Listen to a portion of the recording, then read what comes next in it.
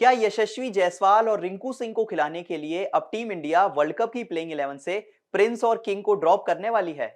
जी हां, अगर कुछ स्ट्रॉन्ग मीडिया रिपोर्ट्स की माने तो ये खबर आ रही है कि बीसीसीआई के एक ऑफिशियल ने एक बड़ा स्टेटमेंट दिया है जिसमें उन्होंने कहा है कि जिस हिसाब की बल्लेबाजी टी20 क्रिकेट के लिए चाहिए होती है, विराट कोहली उस हिसाब से शायद नहीं कर पा रहे हैं। और उनके स्ट्राइक रेट को ध्यान में रखते हुए जिस तरह की पिचेस वेस्ट इंडीज में मिलेंगी, यानी कि थोड़ी स्लो पिचेस मिलेंगी, स्पिन फ्रेंडली पिचेस मिलेंगे, वहां पर विराट कोहली उतने इफेक्टिव शायद ना हो पाए। और इसीलिए अब बीसीसीआई ने यह फैसला किया है कि विराट कोहली को टी20 वर्ल्ड कप 2024 से ड्रॉप कर दिया जाएगा।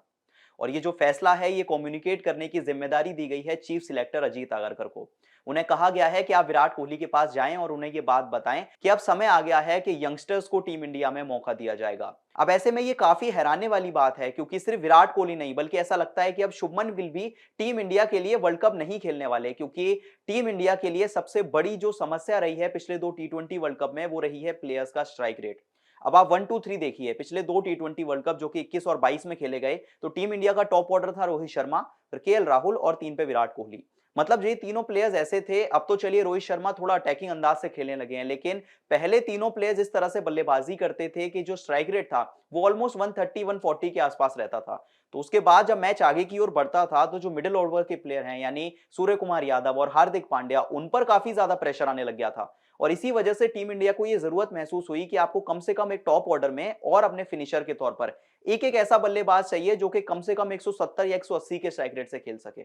और पिछले कुछ समय से टीम इंडिया को यशस्वी जायसवाल और रिंकू सिंह के रूप में वो दो प्लेयर्स मिल चुके हैं।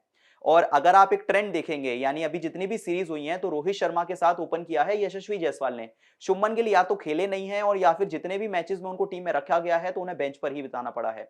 क्योंकि टॉप ऑर्डर में यशस्वी जायसवाल के होने से एक तो रोहित शर्मा फ्रीली खेल पाते हैं, और जो आने वाले बल्लेबाज हैं उन्हें अपना समय मिल जाता है। तो ऐसे में ऐसा लगता है कि अब शुभमन गिल के लिए टी20 वर्ल्ड कप के रास्ते लगभग बंद हो चुके हैं। और अब ये केस सामने आने लगा है विराट कोहली का भी। अब वैसे तो विराट कोहली ने ओडीआई वर्ल्ड कप 2023 में, टी20 वर्ल्ड कप 2022 में टीम इंडिया के लिए सबसे ज्यादा रन्स बनाए, लेकिन कहीं ना कहीं स्ट्राइक रेट एक एरिया ऑफ कंसर्न था, जो कि अब बीसीसीआई को लगता है कि टी20 वर्ल्ड कप 2024 में भी हो चुका है। इसलिए अब ये जिम्मेदारी दी गई है अजीत आगरकर को कि वो ये बात समझाने की कोशिश करें विराट कोहली को कि अब हमें यंगस्टर्स की ओर जाना होगा। और जो हमारा एक सिमिलर पैटर्न बन गया है पिछले कुछ वर्ल्ड कप से प्लेयर्स को खिलाने का, कि आपके पास इतने सारे प्लेयर्स टॉप ऑर्डर के हो चुके हैं कि अब आप उन्हें मिडिल ओवर्स में खिलाना शुरू कर देते हैं। अब आप विराट कोहली को देखिए, आप ईशान किशन को देखिए, रोहित शर्मा को देखिए, केएल राहुल को देखिए, संजू सैमसन को देखिए। ये कुछ ऐसे प्लेयर्स हैं, इवन श्रेयस अय्यर को देखिए। ये सारे ऐसे प्लेयर्स हैं जो कि टी20 क्रिकेट में मोस्टली टॉप ऑर्डर पर खेलते हैं, यानी या तो एज एन ओपनर या फिर नंबर 3 पर मैक्सिमम।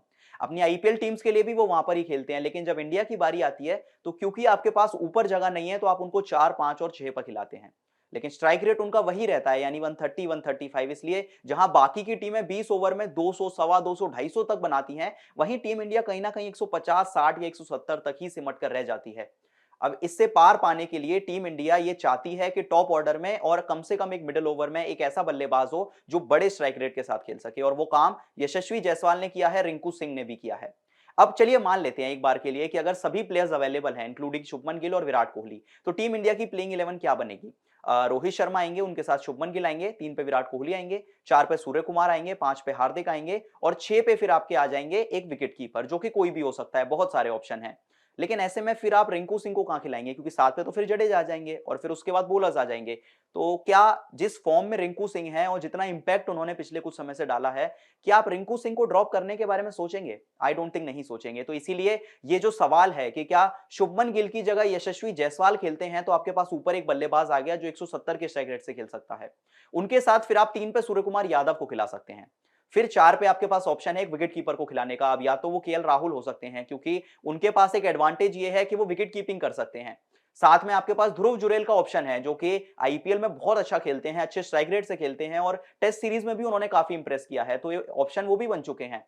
इसके बाद संजू सैमसन एक ऑप्शन है एज ए विकेट कीपर। उसके बाद आपके पास ईशान किशन का भी ऑप्शन है, but may be team India वहां ना जाए, क्योंकि उनका स्ट्राइक रेट वही 120 के आसपास है। और एक ऑप्शन जितेश शर्मा भी बन चुके हैं, क्योंकि पिछले कुछ समय से जितेश शर्मा ने भी काफी सारे रन बना दिए हैं लोअर डाउन दी ऑर्डर आकर। तो इस पोजीशन पर आपको चाहिए एक विकेट कीपर बल्लेबाज। फिर 5 पे आपके आ जाते हैं हार्दिक पांड्या, 6 पे आ जाते हैं रिंकू सिंह, ठीक है। 7 पे आपके आ जाते हैं Ravindra Jadeja as an allrounder. फिर 8 पे आपका एक स्पिनर आ जाएगा, जो कि एक प्रॉपर स्पिनर के तौर पर खेलेगा, और फिर 3 फास्ट बॉलर्स। अब इसमें होता क्या है कि जब आप विराट कोहली और शुभमन गिल को ड्रॉप करते हैं तो आपके पास ये भी ऑप्शन है कि आप 3 फास्ट बॉलर्स की जगह 2 फास्ट बॉलर्स खिलाएं, एक हार्दिक पांड्या को ऐड कर लें और फिर आप एक ऐसे खिलाड़ी को खिलाएं जो कि टॉप ऑर्डर में बल्लेबाजी भी कर सके और थोड़ी-सी गेंदबाजी भी कर सके। जैसे शिवम दुबे के पास वो एबिलिटी है, अक्षर पटेल के पास है, तिलक वर्मा के पास है। ये कुछ ऐसे प्लेयर्स हैं जो कि बैटिंग तो करेंगे ही लेकिन थोड़ी-सी आपको बॉलिंग का ऑप्शन भी दे देंगे। तो जब बड़े टूर्नामेंट्स में आप जाते हैं, स्पेशली वेस्ट इंडीज जैसी पिचेस पर, तो शायद अक्षर या तिलक के रूप में आपको एक एक्स्ट्रा स्पिनर भी चाहिए हो। तो ये कुछ ऐसे सिनेरियोज बन रहे हैं इस टाइम इंडियन क्रिकेट टीम में जो कि बीसीसीआई करने के बारे में सोच रही है। लेकिन सवाल वही है, जितना एक्सपीरियंस विराट कोहली को है, जितना इंपैक्ट उन्होंने पिछले कुछ समय में डाला है, क्या उनको ड्रॉप करना एक रिस्की कॉल नहीं होगा? क्योंकि विराट कोहली के बिना या रोहित शर्मा के बिना हमने देखा है, कई बार देखा है कि टीम इंडिया एकदम बिखर जाती है और बड़े स्टेज पर बड़ी टीमों के सामने इस टीम इंडिया ने विराट कोहली के रहते हुए भी कई बार चोक किया है। तो सोचिए जब विराट कोहली नहीं होंगे तो क्या ये टीम स्टेप अप कर पाएगी? अब ये तो नहीं पता, लेकिन अभी बीसीसीआई ये चाहती है कि यशस्वी जायसवाल और रिंकू सिंह टीम इंडिया की फर्स्ट चॉइस हैं और विराट कोहली और शुभमन गिल के लिए वर्ल्ड कप खेलना बहुत मुश्किल नजर आ रहा है। अब इस बारे में आपकी क्या राय है? क्या आप यशस्वी जायसवाल को खिलाएंगे या शुभमन गिल को खिलाएंगे? क्या विराट कोहली को खिलाएंगे? और अगर खिलाएंगे तो क्या रिंकू सिंह को जगह नहीं देंगे? तो आपकी क्या प्लेइंग 11 बनती है टी20 वर्ल्ड कप 2024 के लिए? हमें कमेंट करके जरूर बताएं और अगर वीडियो पसंद आई तो जाते जाते चैनल को सब्सक्राइब जरूर करें।